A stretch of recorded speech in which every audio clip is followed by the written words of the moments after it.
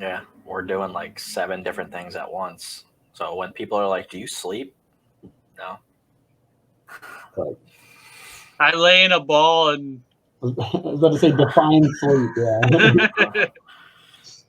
Yeah, I mean, my whole thing is I try to, do all these things where I'm trying to help people. Like, for instance, the, little sessions that we're starting to schedule, or when I was doing film production, I would rent out like a movie theater and try to screen as many independent films as I could.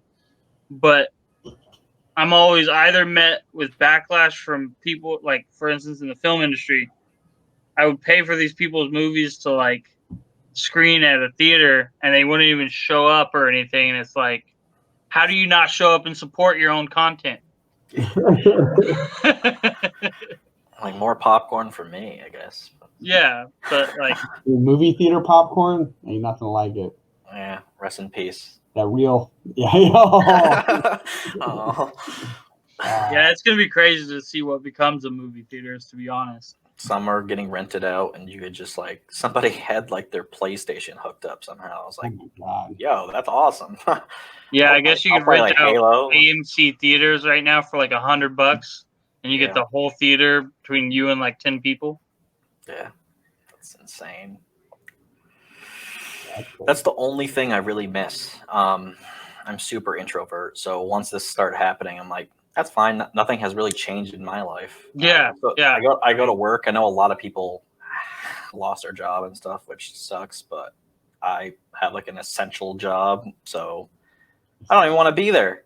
I want to do this. This is what I want to do. I would rather just sit here and like write and do the our video game and stuff. But yeah, I really tried to use this year especially to catapult myself into a position where I was doing creating, writing, or something of that aspect for a living.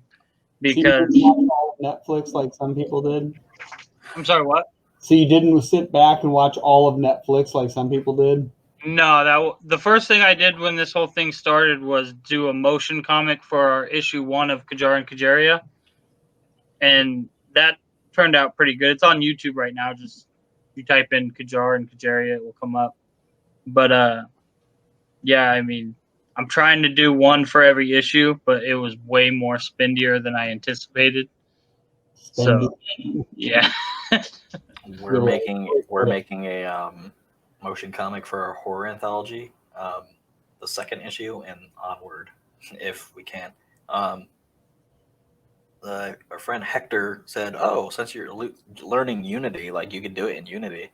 You just need the plugin." I was like, "Oh, cool. Well, I guess I have to learn that now." Yeah, I mean, all we did was rent out a studio because, I mean, it was right when the pandemic started. So I had to figure out a way to have actors come in but not be like all in each other's bubble. So I rented out a studio where I've done some film work in the past and had them come in basically at different time intervals so they can just step in, do their thing, and go. And so nobody was lingering or being anywhere in a big crowd too long.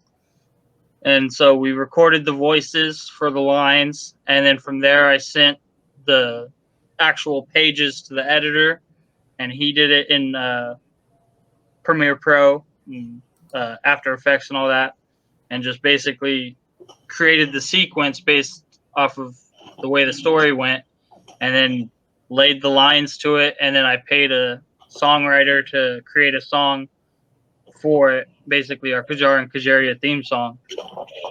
And yeah, and that's what it became. That's cool.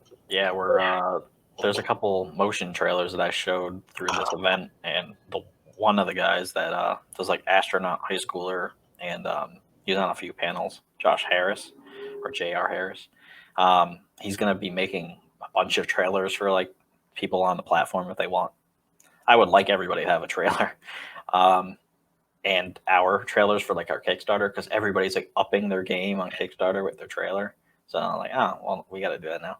So like the first one that's going to come out, that's like a motion trailer, is going to be like ink, and I can't wait for that. That'll be sweet. Yeah.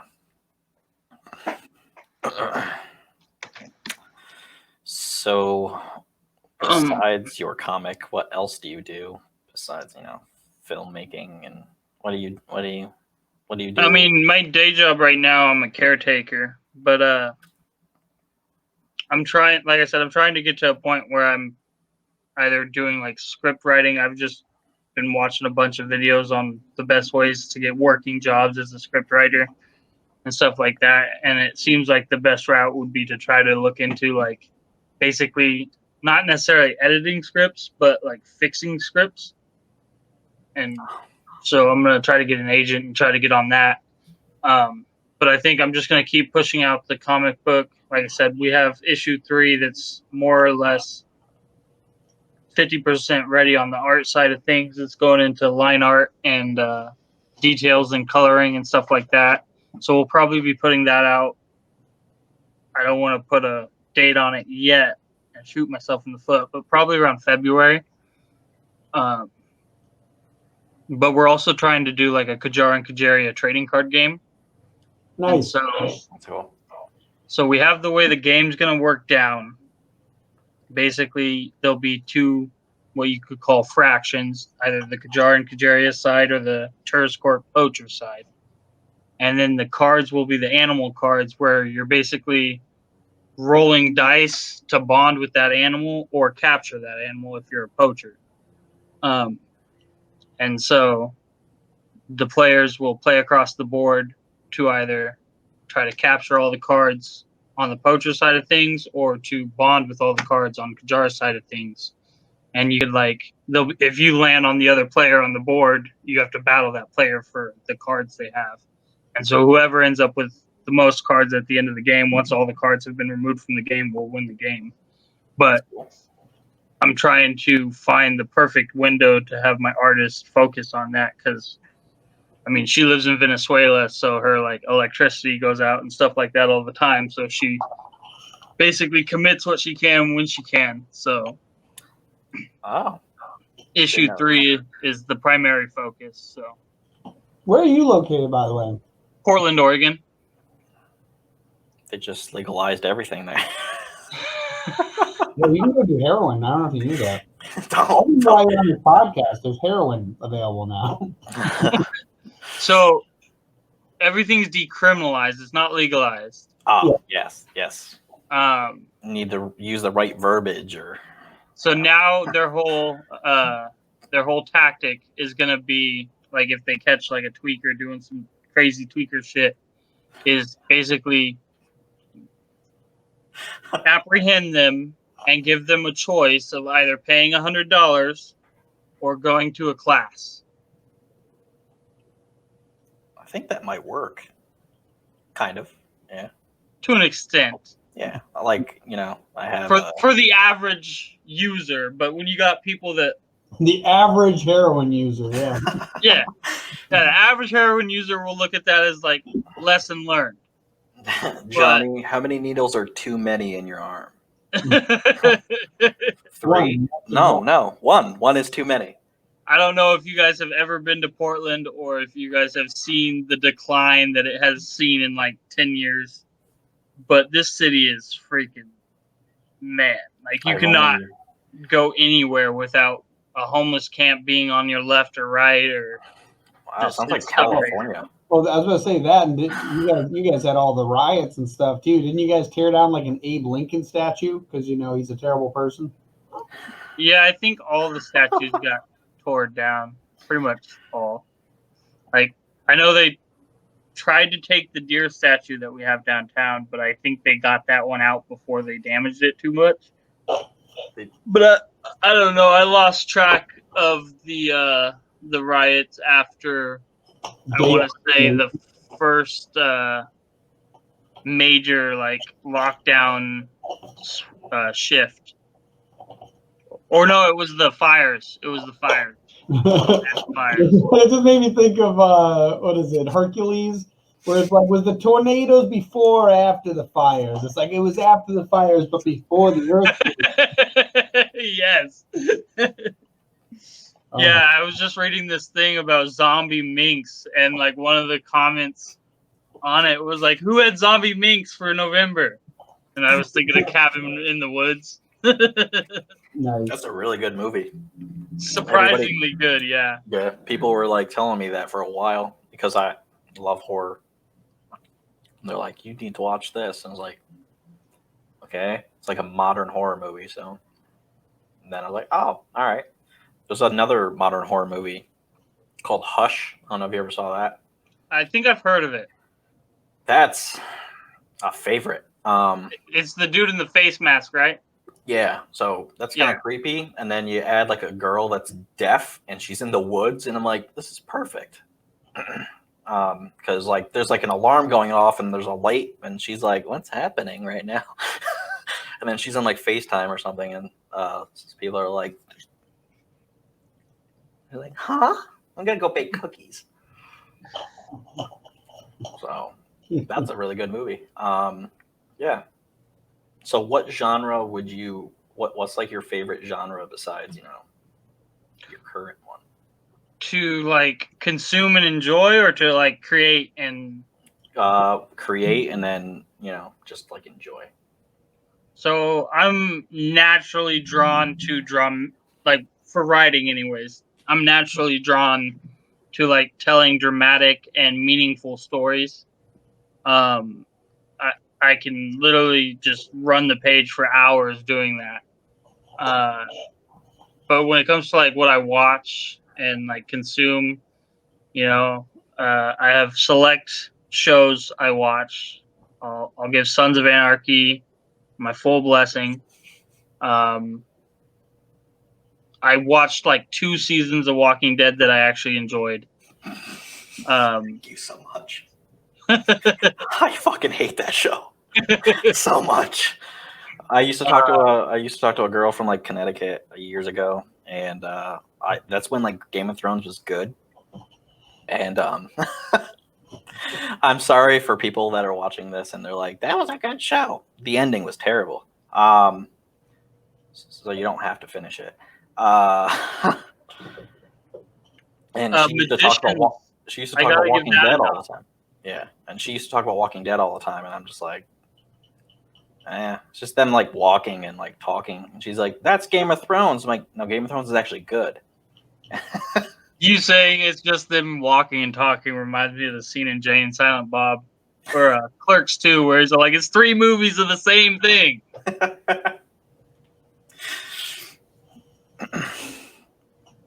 But yeah. So the thing about Walking Dead is they built up so much suspense and thrill behind these people having to kill people that when it got to the point where everybody was just killing everybody, it was just like, okay, well, what's next?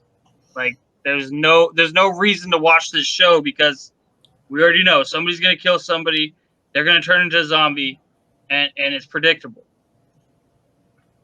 That's why season 2 and season 7 are like the only good things that series have. I only like one episode in that entire show. I haven't watched. I can't say the entire show. I only watched a few episodes that I was kind of forced to watch because I was sitting there. I wasn't forced. I could have left the room, but gotta leave a room because you're watching a show. Was that girl that's kind of crazy, and she's like, zombies are people too. No, they're not. So she got shot by Carol or whatever her name is. Yeah, Carol took her out to the woods. She's like, look at the flowers. Yeah, and I was like, that's like Emmy award winning right there. That's good. That's a good episode. Then I watched another episode with my friends, and they're like, this is a good show. And then it's just like Beth.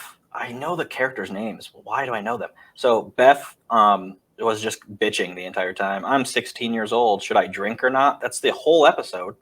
And she's with Daryl, and I'm like, yeah. What? Why is this an episode? It's just her complaining about if she should drink or not during an apocalypse. Like, there's other things going on right now. Yeah, nobody cares. No. Daryl's a good one, though. He wasn't even in the comic book. Because I like followed the comic book way before I even tried to amuse the show. So, like, his character was refreshing because it was new and it was different. But, yeah, I agree. That episode in particular was just like, what? What is going on? I think I saw one episode of that entire show, and the only thing I remember is that there's this big deal about Daryl because he wasn't in the comic. They thought they might kill him. And there was if Daryl dies, we riot. And my brother, my brother has a mug with like a crossbow as the handle, and it says, "If Daryl dies, we riot" on it. Yeah, that was right when they brought in Negan, which I got to give Jeffrey Dean Morgan his props. He did give that character an interesting perception.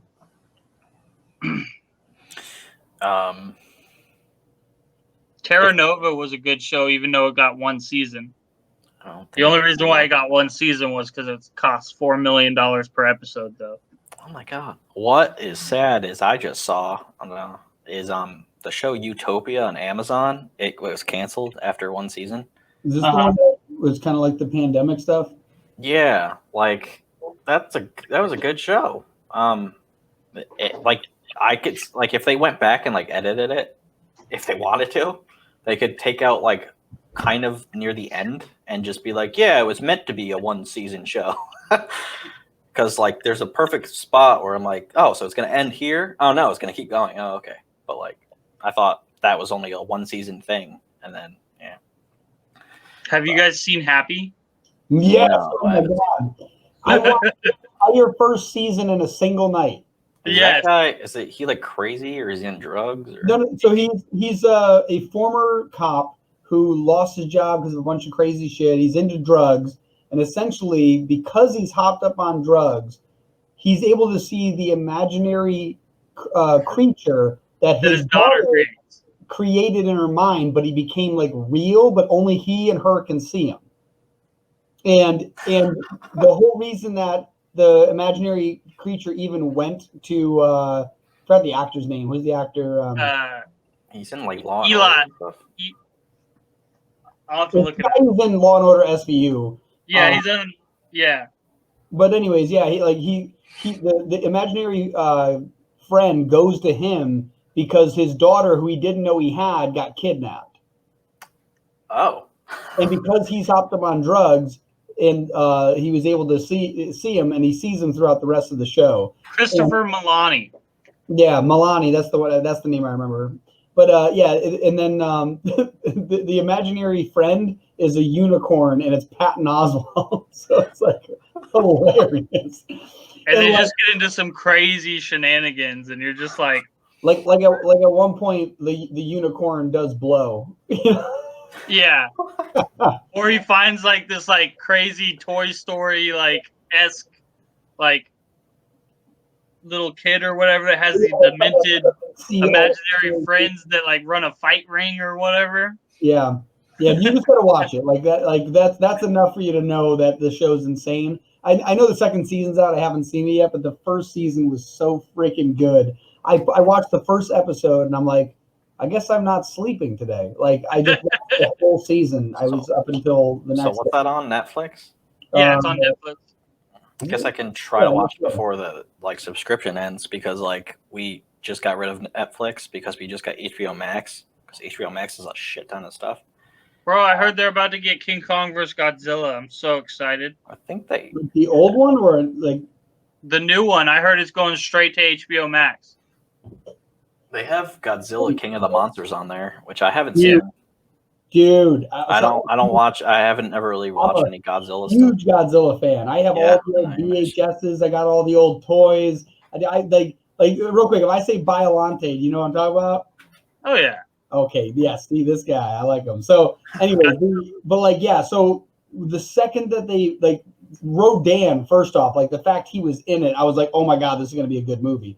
Like. And then they mentioned there was something like 32 other creatures. I have I don't know if it's still wrapped up, but it's like a whole sleeve of characters, and it's something around that number. Like the second, like I won't spoil it so that he can watch it, but basically that ending clip where I'm like, they better bring him back. Like I want to see it. Like I'm like so excited for that. Yeah, friggin'. I hate. I understand it because COVID and everything, but I hate how movies have just like pulled the like rug from people's feet like 5 times over now. They're like, oh, we're coming out this date. Psych, we're coming out this date. Bastards. Yeah, Wonder Woman 84, whatever it's called. That's coming out on HBO. Yeah, that's coming out on HBO Max and in theaters on like Christmas Day. Yeah.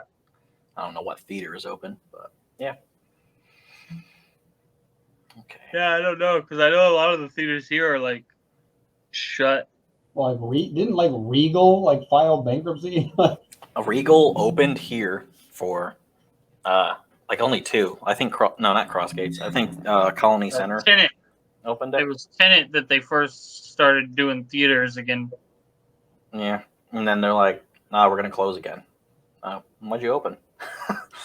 Well, a lot of it was because when they did Tenet, they didn't get any revenue. Basically, it was nobody came out, so it was like theater. Like I even seen for a while them running ads on YouTube, like theaters are safe again. Come join and watch a movie. Blah blah blah. Yeah, I know a ton of friends that did go and see. I haven't seen it yet, but I know a ton of people that went and saw it. But yeah, it's like the other problem is like whether it's safe or not, the media has been telling you that like you're gonna die if you look at people like like it's kind of hard to convince them to sit next to each other in a room for 2 hours. Like it's like she'll explode. Like I wonder what's gonna be the ultimate deciding factor of everybody says, it's done. No more masks, no more nothing. The virus is gone. Or like, are we just going to accept the new norm of, hey, everybody, let's just wear these masks and do this for the rest?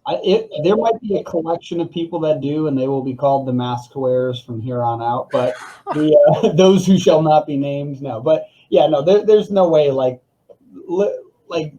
it's already gotten to the point where people are getting the whole civil unrest. They're getting crazy. Like any more lockdowns, they're going to cause people to go literally insane. Like it's yeah, like what they did here. We just got put like right before Thanksgiving happened, got put into a 2-week freeze, and then at the end of this 2-week freeze, they're like, okay, we're going to open all the counties except for the ones that are showing like the most COVID activity, and like they're basically going to try to funnel a system where they're like restricting this county, but not restricting this county, restricting this county, but not restricting this county, and see how that goes. And it's like, you're literally just going to open the window for the problem to continue and not get any new test results or like waste your time basically, because that's all you're going to do is get more COVID results. I still just that like literally they were like, it's like, listen, you need to listen to the WHO. You need to listen to the WHO. You need to listen to the WHO. WHO comes out. Lockdown should be a last resort. It's devastating. Don't do it. Screw the WHO. We're going to lock this place down. Like what? For months, they're like, no, we're listening to the WHO. We're going to listen to the scientists. Listen, some scientists might be wrong. We're going to say no to the science. Like, I still. Whatever happened to the demon lady? Pelosi? No, the lady that said that COVID was like brought on by demon sperm. What? Oh, is that the one that the one with the hydroxychloroquine, that whole thing? Yeah. They're still treating their patients. It's funny because like that whole thing, like all the scientists behind that, they're not liars. Like it's so funny because what was it? Senator Rand Paul was like, basically so many people have already been infected. We're getting close to herd immunity. Anyone who's already been infected should be going about their lives now. And then you have doctors coming out going, we don't know that you can't get infected twice. And it's like 53 million people on the planet have been infected and only 4 have gotten it twice. And they're not even sure if they had it the first time. I'm pretty sure that a 0.0001%. I mean, I know one person for fact had it twice. So, well, no, there's been people that have been tested and they've gotten positive test results twice, but there's been 4 people on the entire planet that have actually had the virus in their system tested twice. Gotcha. That's like the World Health Organization. Like that's, I mean, like it's nobody's gotten it twice because it like unless you have like a serious Yeah. Like there's no like it's just like every other virus. It's how your body takes the virus, it fights it off, it now has a system to stop it. That's how it works with everything else. This novel doesn't mean that we can't fight it. It just means that it's different than the other ones we've already fought. Like people think like this thing's like kill everyone, and it's like no. Yeah, I mean, just on the basis that a lot of people have had it already but didn't know. 40% of people were asymptomatic, which means they got it and they felt nothing. Yeah, and that little window right there says that there's a whole other statistic that isn't being calculated with this other number, and we're just supposed to take this other number for like true at heart. But that was like there's the people in Southern California. They own seven facilities, medical facilities, and they ran the numbers back in April, and they're like, the numbers they're touting don't make sense. We have like a 0.347% death rate. It's like super small. And they got banned from YouTube, and now like the CDC's official death rate is almost identical to what they had back in April. And it's funny. Like my cousin posted something on Facebook talking about that, just like the fact that what was it? If you look at the infection rates of like the flu or the swine flu, like influenza or the swine flu, like they both had like similar like even with the seasonal flu, you have similar hospitalizations and similar infection rates every year. Yeah. And the funny thing is we have a vaccine for that. So it's like comparatively it's crazy. I just read a thing the other day that said the vaccine's supposed to be available like next week.